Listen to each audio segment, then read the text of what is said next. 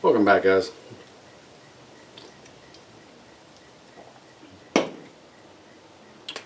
One of the very first videos I ever did was talking about the Second Amendment.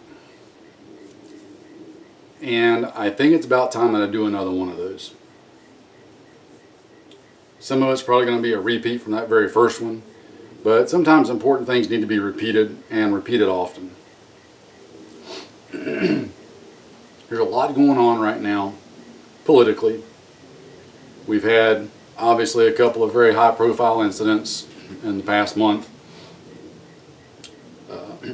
here in the States.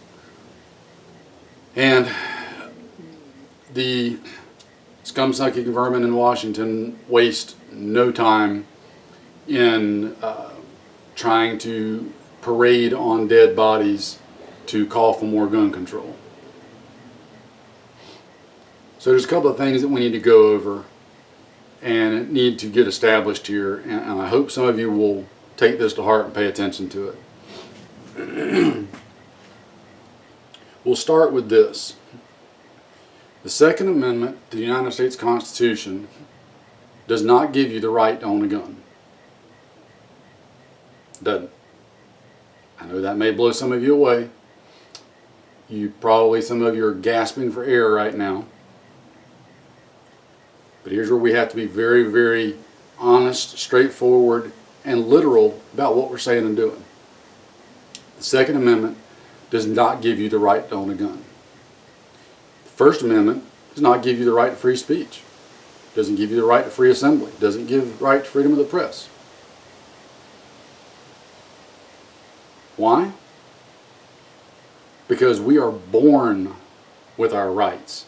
Only our Creator can give us rights. The founders understood that and mentioned it and referenced it multiple times in our founding documents. We are endowed by our Creator at birth with certain inalienable rights. What the Bill of Rights and the Constitution does is it acknowledges that we have those rights and establishes the precedent that those rights are not and cannot and shall not be infringed upon by the government or by man. We're born with those rights. The Second Amendment and all the amendments to the Constitution simply acknowledge those rights and establish that the government, and nobody, but specifically the government, can infringe upon those rights. You need to let that sink in and soak in. People get too wrapped around this specific wording, and the wording is very important, don't get me wrong, but they wrote it in the plainest, simplest English they could of the time. They didn't get specific on what you could and couldn't own or anything else. It just says the right of the people, meaning that the people already have this right. It's their right from the moment they're born. People meaning everyone. The right of the people to keep and bear arms. Arms meaning weapons, whatever the most advanced current weaponry was. That didn't mean that they should only be able to own stone clubs like cavemen, because, cavemen owned stone clubs and technology had progressed to muskets. No differently than they trying to say that they didn't intend for us to own semi-automatic firearms now that technology has progressed to that. Many of the founders were inventors. They sought to progress technology, invent things, make things better. To think that they wouldn't envision the things we have now is absolutely ludicrous. They were trying to envision things at that time far beyond where they were at. They were looking forward. Benjamin Franklin and a number of others were constantly creating new inventions for the time. They were trying to progress technology. Take that whole nonsense about it meaning owning, muzzle-loading muskets of the time period and throw it out. They didn't say that. All they said was, the right of the people to keep and bear arms shall not be infringed.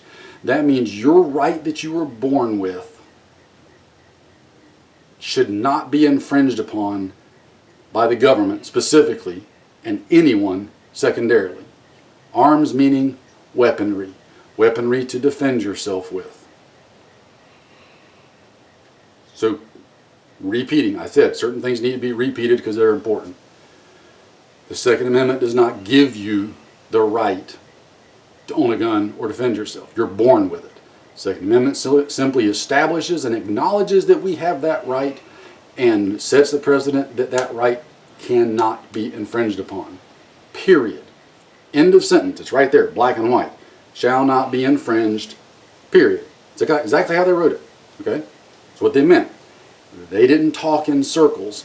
They were literal in what they were saying. Now, we have done, and we, I mean collectively, gun owners and the nation in general, we have done a collective disservice. And it's something that needs to be corrected, or things aren't going to get better and they will continue to get worse.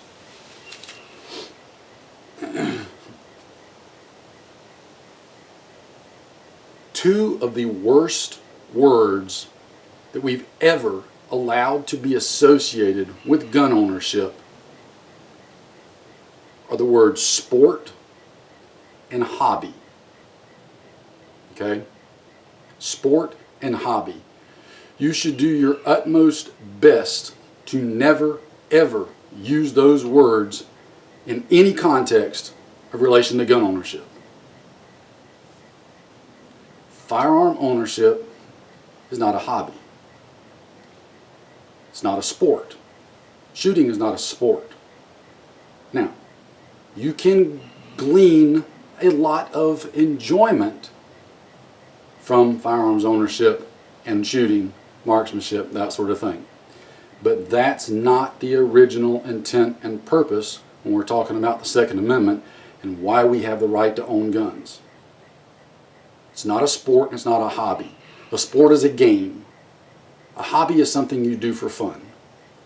The Second Amendment was not about either of those, and it wasn't about hunting with one context.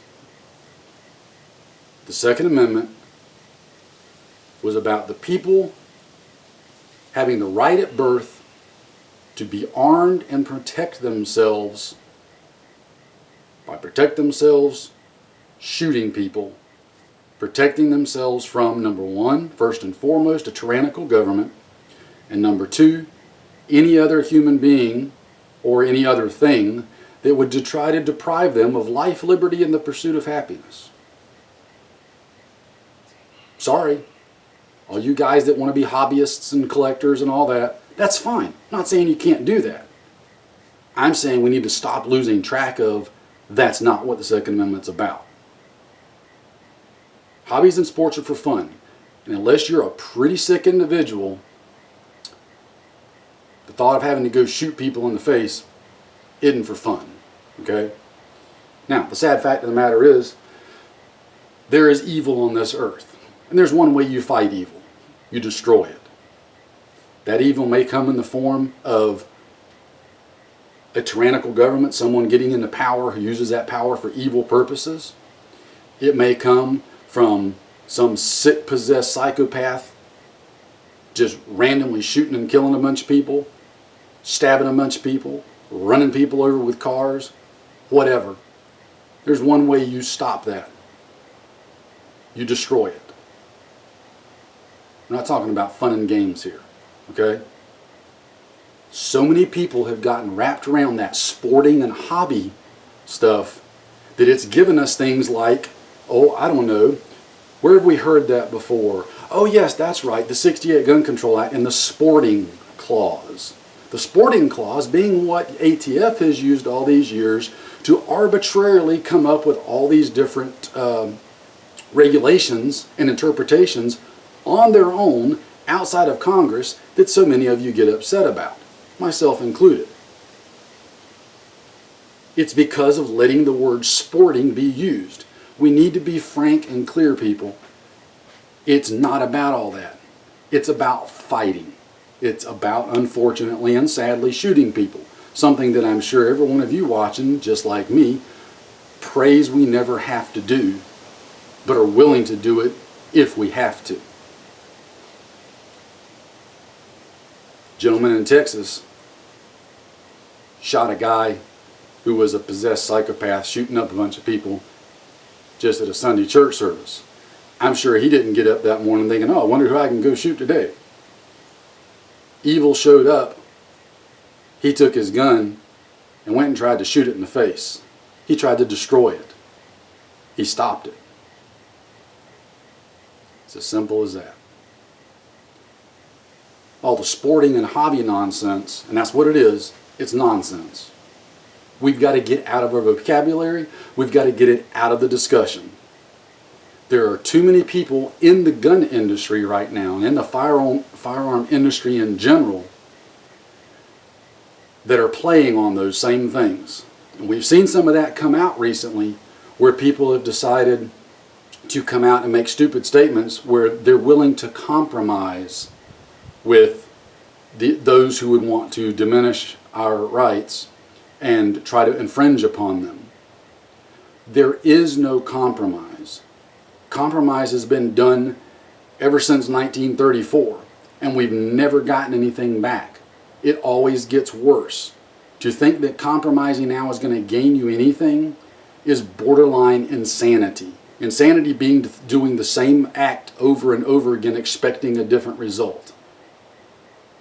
It's borderline insane to think we can compromise with these people. Shall not be infringed. Go look up the textbook definition of infringed and see what it means. I know this sounds a bit fanatical maybe, but they are fanatical about taking away our rights. They're fanatical about infringing upon them. We have to be fanatical about defending them. We have to be fanatical about setting the course of the discussion and establishing the terms and the precedents up front of what we're talking about. Hunting, shooting games, collecting, hobbies, all that stuff is fine and it's great. It's a secondary byproduct of what the original intent that the Second Amendment was acknowledging, and that's our right to protect and defend ourselves, our family, our friends, our loved ones from anyone who would try to do them harm. Tyrannical government, other individuals, other nations, whatever. A lot of people like to say this isn't for hunting. I can go hunting with this. I know a lot of people that have taken a lot of wild game with this gun. And it is for hunting, but it's not for that kind of hunting. This is for hunting evil. Straight and simple. It's for hunting evil. Evil men that would do evil things. You hunt them, you destroy them. You get rid of the evil. We've got to stop playing games, guys, and trying to placate people. We're tiptoeing and tinkering and belling around and trying not to offend someone's sensibilities and trying to pour hot chocolate and icing all over it to make it, softer and sweeter when we're talking about gun ownership, when we need to be frank, straightforward, and honest about it. At least be honest about it in your own mind, okay? If we're having a hard time being honest about it openly and publicly, at least be honest about it in your own mind. It's not about those things. We have to acknowledge that and establish it. We have to stop with letting those who want to take things away from us dictate the terms and the terminology that drives the course of discussion. We have to get rid of this crazy notion of compromising with them. There's nothing to compromise. There's nothing to discuss. There's nothing to talk about. We're born with this right. The Second Amendment solidifies that right in open acknowledgement. We have it and it cannot be infringed upon. It is not to be infringed upon by the federal government, by anybody else. Period. Again, go look up infringed. Do I sound like a broken record? I hope so, because I'm trying to repeat the same thing over and over again until people get it. it's got to get in here, guys. This isn't a joke anymore. We're getting pushed further and further. We're going to wake up one morning and find out that something's been passed that we had no clue was even coming. And there are people who are going to take us to a place that, I don't know about you, but I really don't want to go to. I've got a family. I've got sons. I've got loved ones, friends. I've got friends who have sons that are like my own. You ain't got to be a psychic and have a crystal ball to look into the future and see where some of this stuff is going and see where the ultimate road is that it leads to. And if we don't stop going down that road, my kids, my friends' kids, your kids are going to have a bad situation on their hands that they've got to deal with. Well, we may very well be dealing with it right alongside of them. And sorry, that's not something I look forward to doing, not when we can change the course now and avoid getting to that point. Yes, I know this is a bit more serious than what I usually do in my videos, but it's a serious subject, it's a serious topic, and I can't stress the urgency of it. It's funny. I've got friends overseas in other countries who have already gone through where we're headed, and they implore all the time, don't let your country go down the road that we went down. It's a bad place to go to. If we can't learn from somebody that's already done it, I don't know what hope there is for us, okay? Seriously, guys. Let's start looking at this and getting hardcore about it. Those of you that are in the industry who claim to be Second Amendment supporters,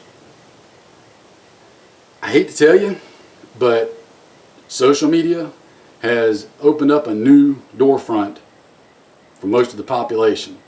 It's really hard for you to hide your true colors. And I'm not one that ever has been big on calling for boycotts on stuff per se. I just like to quietly use my money where I want to and not use it where I don't want to. But rest assured, for me personally, and most of my friends, when I hear those of you in the industry, excuse me, mention those words compromise and giving up this to get that and all that, I'm writing you off. You won't see any of my business. I'm a teeny tiny teardrop in the ocean, but you're still not going to see it from me. Those of you that are in the industry just to make money, I'm fine with that. One condition, that you're upfront about it. Just be upfront. Hey, I'm just here because I'm a full-blown capitalist and I see an opportunity to make a lot of money. I'm perfectly fine with that. I am pro-capitalism all the way. If you can do something to make a buck at it, knock it out of the park. But don't pretend and lie to my face. Don't pretend like you're an ardent supporter of our rights when you're not. Be upfront and be honest about it. And just state that you really could care less, or that you're one of the ones that think that the rights should be infringed upon, but only in certain ways, as long as you can still make money doing the things that you want to do. Just be honest and upfront. I have a lot more respect for you when you can do that. I'm still going to not have a certain amount of respect for you, but I'll have more than if you try to hide it and deny it and then it just accidentally slips out sometime. Enough of the rant video. We'll get back to some kinder, gentler programming after this. Second Amendment fight is real, guys. You need to stay involved, need to stay engaged, need to stay aware of what's going on, and take to heart what I'm trying to say. I hope you guys can understand where I'm coming from. I hope this is coming across in the manner and method that I want it to, and I hope that it's making sense to you what I'm saying. I don't make any claims to be any kind of eloquent speaker or anything like that. I'm just trying to share with you what I know and feel to be the situation and is accurate and true. So that's about it. We got to get serious. As always, I hope you guys take care, stay safe. It seems like the world's getting to be a more dangerous place every single day we wake up, and you just don't know from day to day what's going to happen next. So keep your house straight. Take care, and we'll see you in the next one, guys.